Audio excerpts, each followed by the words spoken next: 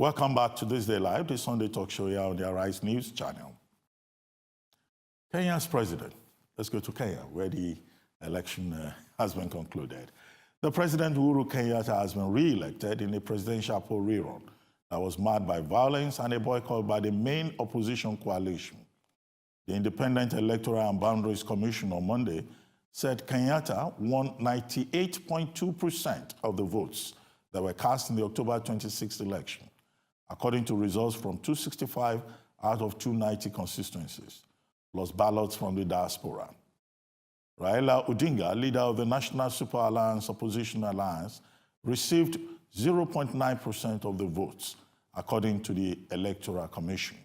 There were 6 other candidates who received the rest of the vote. The Kenya elections have been a hot topic of discussion for many weeks. What's your take on this? Well, for me, this is how to address it. I want to congratulate the president. After all said and done, he's won. And I think he has a responsibility to actually reconcile the nation, because there's a lot of crisis. It's very heated now. I want to believe he can see through the lines, really, and then move the nation away from this phase, completely. But for Odinga, I think he committed political harakiri by boycotting. There's nothing to even contest, the result of the election if he had wanted to. Staying away, it doesn't make sense to me. And it's the same system that gave you the opportunity of a rerun. I don't think you should throw it back at it like the way he did. He might have his reservations with respect to how it might be handled. You never can tell. I mean, with the Supreme Court taking that position, and then what the Supreme Court has done again, it's also a kind of insight into why maybe courts in our land do not want to tamper with presidential elections, because there was serious violence after that, culminating in the rerun, and then he voted out. I didn't think he thought it through properly, but be that as it may, it's done. The elections are over. Uhuru has won.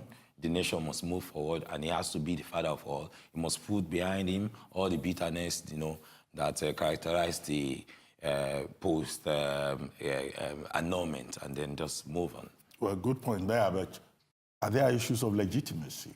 Yeah.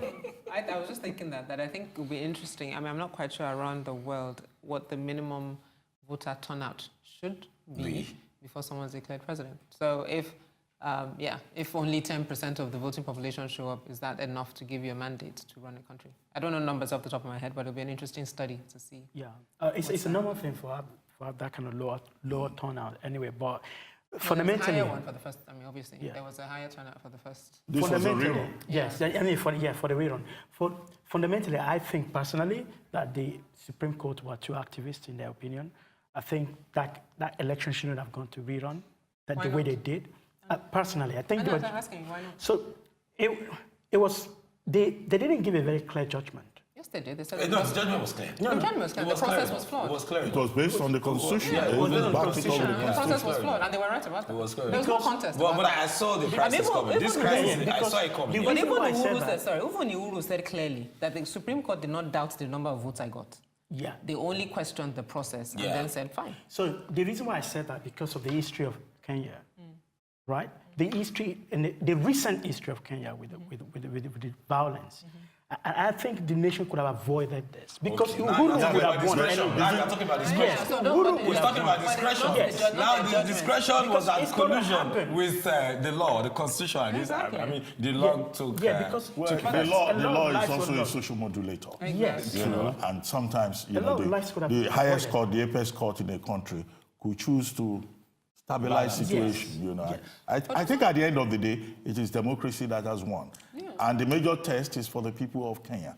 And perhaps the blowout that the international community expected did not happen.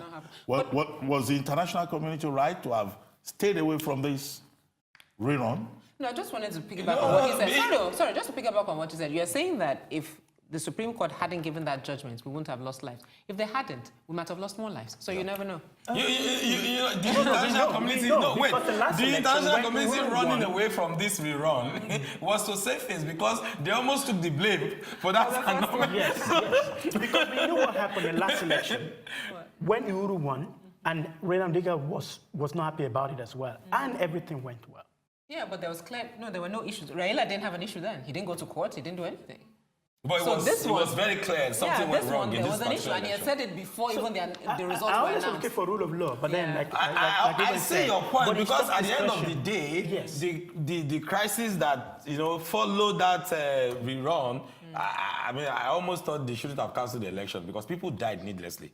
Yeah. But I'm saying that if they hadn't cancelled, you don't know. So I'm just saying it's I agree. It's unfair to say it's because they cancelled it that people died needlessly. If they hadn't cancelled it, what if more people would have died? Yeah. So I I'm think always for the rule of law, by the way, but it's just that there's some discussion that could be allowed. The law is But they made the point that the process wasn't followed. But I think, the more instructive point that we have made is that President Uhuru Kenyatta should see this as an opportunity to unify the country, to move beyond the election, not to adopt a winner-takes-it-all attitude, and not to be vindictive. You will recall that when the Supreme Court gave his decision, he threatened that when all of this is over, he will go after the judges. He said he would. He said he would? He didn't hide it. But I guess he was very bitter. I guess our point is that, you should play the politics rise of above. reconciliation. And the other point is to run good election and be transparent and be good about it. And to rebuild the institutions, the electoral institutions